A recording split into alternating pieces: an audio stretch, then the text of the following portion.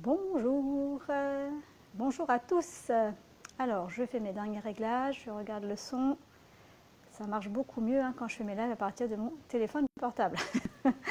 Coucou, j'espère que vous allez bien. Bienvenue pour ce 7e et dernier live de 7 lives pour reconnaître votre HPI. Voilà, donc aujourd'hui, je vais vous présenter alors les 3 attitudes qui vous bloquent pour transmettre votre message. Mais pourquoi vous êtes bloqué? C'est parce que dans la relation, il s'est déjà passé quelque chose avec votre ou vos interlocuteurs, que ce soit professionnels, amicaux ou interlocuteurs familiaux, peu importe. Mais il y a tout un système invisible, implicite, qui se met en place et que bien sûr vous ressentez puisque vous êtes arborescent. Alors, je vous laisse arriver tranquillement et je vais commencer ensuite le contenu de ce live. Alors, ce qui se passe lorsque on est dans la communication, dans le relationnel avec, que ce soit professionnel, amical, les personnes de votre entourage ou vos proches, n'oubliez pas, j'en ai parlé dans un précédent live, c'est le jeu du miroir en fait. Sans le vouloir, vous allez renvoyer à l'autre ses failles, ses parts d'ombre, ses limites et ses peurs, et c'est ce qui souvent, enfin parfois en tout cas, crée une espèce de tension et de crispation alors que vous n'avez pas encore parlé ou vous n'êtes pas encore rentré en relation ou en contact avec là ou les personnes.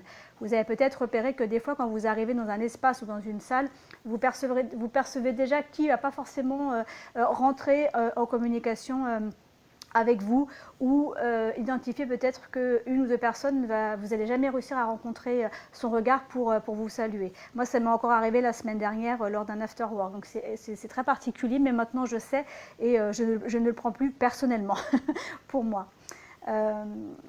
Ensuite, ce qui se passe, c'est que vous mettez les autres en tension, voire en échec, car vous produisez, vous travaillez ou vous réfléchissez de manière efficace, que ce soit en quantité, en qualité, et souvent vos collègues ou même ça peut provoquer aussi de l'envie autour de vous, au niveau de vos amis ou de vos proches, parce que vous avez toute cette faculté, cette facilité de travailler. Donc ça aussi, ça vient créer un climat de tension et on n'identifie pas toujours le pourquoi. Ça va vous donner des clés pour identifier le pourquoi. Il arrive aussi parfois qu'on met les autres en difficulté. Donc ce qui aura pour effet en fait que rien ne vous sera forcément dit ou partagé. Et puis vous allez observer des mises à l'écart, des reproches, des trahisons même parfois autour de vous, des jugements sans forcément que vous ayez compris pourquoi. Donc sachez qu'en fait, ça se joue dans l'implicite. Vous n'avez pas forcément engendré ça, mais de par votre fonctionnement et de qui vous êtes, ça vient aussi créer ça en plus dans la relation et dans la communication avec les autres. L'autre point qui se trouve aussi présent, c'est ce qu'on appelle les atypicités de communication. Vous avez peut-être remarqué que vous donnez beaucoup trop de détails que vous croyez utiles pour les autres. Et en fait, les autres, ça les noie, ou ça les agace, ou ça les saoule. Et en fait, ce n'est pas le cas. Ils n'ont pas besoin de tous ces détails. Mais on a souvent une tendance à détailler beaucoup trop ce qu'on veut communiquer. Le deuxième point qui bloque votre communication, c'est qu'on interprète tout et on teste en permanence, surtout en fait quand on est stressé. On a toujours besoin d'aller tester pour s'assurer. On dit souvent qu'il y a une espèce de déficit de confiance en soi, mais également de confiance en l'autre, et ça crée quelque chose du style d'un puits sans fond.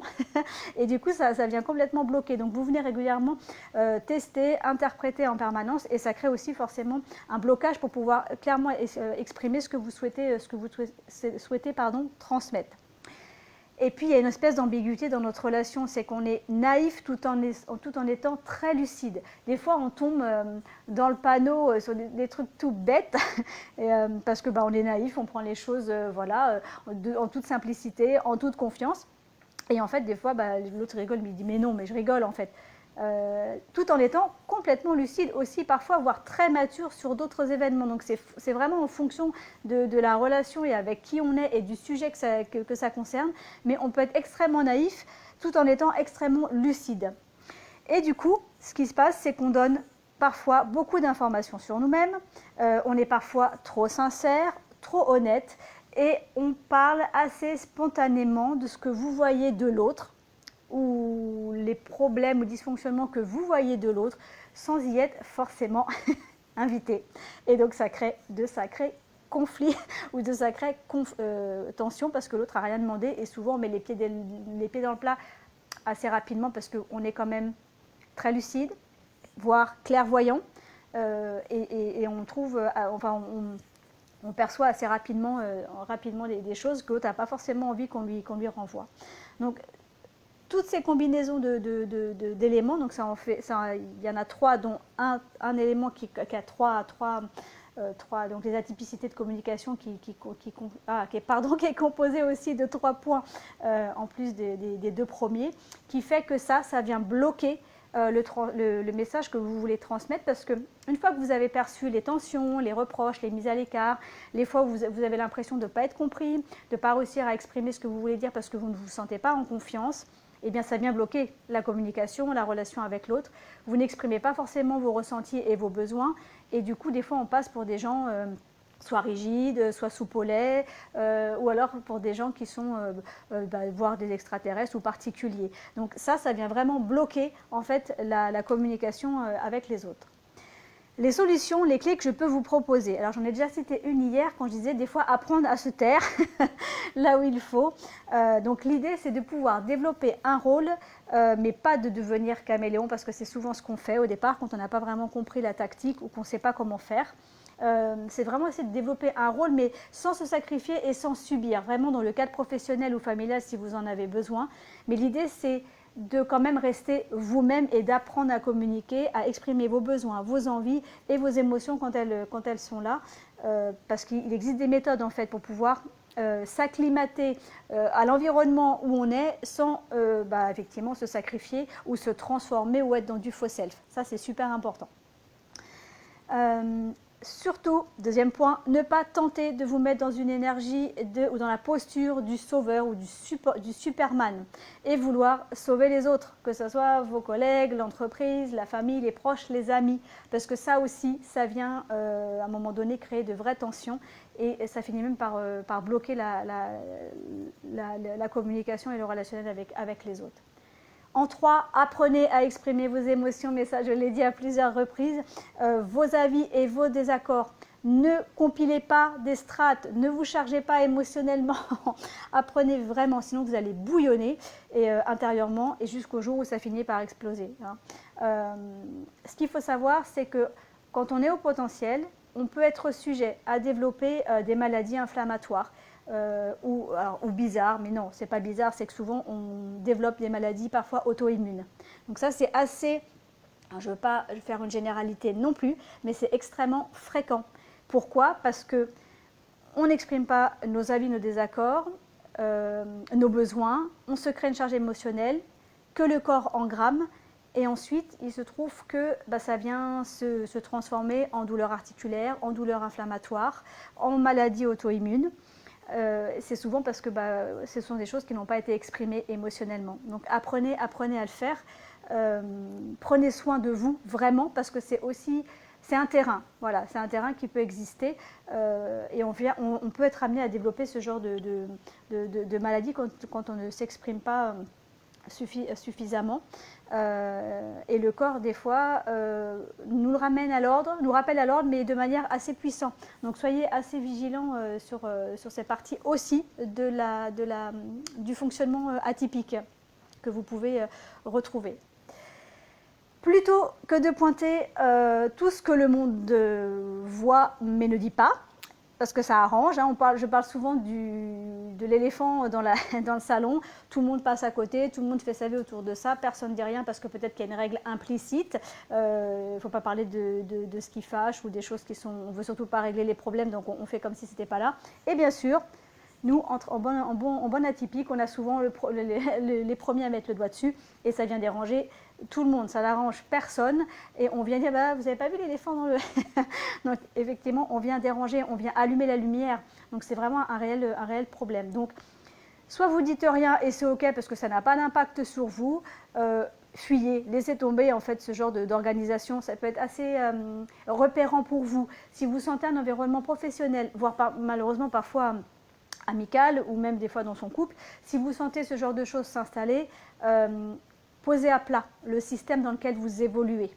Si vous avez l'impression qu'il y a des sujets ou des problèmes qui sont énormes, flagrants et qui ne sont pas abordés, que volontairement on laisse s'enquister et qu'on ne va surtout pas aborder, c'est que ça sert à quelqu'un, ça a une fonction. En systémie, c'est ce qu'on dit, c'est que lorsqu'une tension ou un conflit survit, s'entretient d'année en année, c'est que ça apporte des bénéfices à certains, ça a une fonction pour certaines personnes qui vous entourent. Donc, soit vous venez parler des choses, soit vous fuyez, parce que c'est souvent des environnements qui sont déjà bien enquistés, bien toxiques, et qui n'ont pas forcément envie que les choses aillent mieux. Donc ça peut être aussi un repère quand vous rentrez en relation ou en communication, peu importe si c'est pour le travail ou même familial parfois, parce que ça arrive.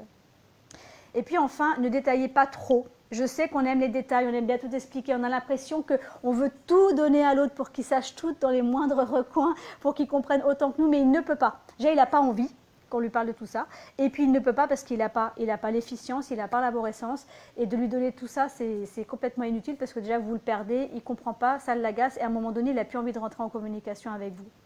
Donc, ne mettez pas trop de contexte en fait et apprenez à synthétiser. Alors je sais que ce n'est pas évident quand on est arborescent, je suis bien placée pour le savoir, mais on peut trouver des façons de synthétiser pour être beaucoup plus fluide et beaucoup plus condensé pour notre interlocuteur. L'idée c'est vraiment de vous mettre sur le bon canal de communication pour être compris. Alors c'est sûr, ça peut demander au départ vraiment une prise de conscience de ça et un petit temps effectivement d'écriture ou en tout cas de formaliser pour pouvoir exprimer ce que vous voulez vraiment et d'enlever effectivement tout le contexte, tout ce que vous avez vraiment envie de transmettre, faites-le auprès de personnes qui vont recevoir ça et vont être friands de ça, mais pas auprès de gens qui ne sont pas dans le même fonctionnement que vous, qui du coup ne vont pas s'y intéresser, peuvent être même parfois être dans l'agressivité ou dans la critique. Donc ne perdez pas ni votre temps, ni votre énergie avec tout ça. Voilà pour les solutions pour pouvoir éviter que ces 3 précédentes attitudes dont je vous ai parlé avant viennent vraiment bloquer votre message. En plus de ça, c'est vrai qu'on est assez réceptif. On capte un ensemble de choses au niveau énergétique, que ce soit les bonnes ou les mauvaises énergies. Donc, soyez vraiment présent au moment où ça se produit, parce que en plus de ce que on déclenche chez l'autre et de notre fonctionnement, il y a aussi ce qu'on capte. Donc à un moment donné, ça fait un peu beaucoup. Donc reprenez point par point ce que j'ai pu vous expliquer et vous verrez qu'à un moment donné, ça va vous éclairer. Dire oui, effectivement, parfois je suis un peu comme ça. Et c'est comment pouvoir changer les choses, mais attention, en restant vous-même. C'est l'essentiel. C'est le plus important. Vous êtes votre priorité. On reste soi-même. Et après, on apprend à rentrer en communication avec l'autre. Voilà.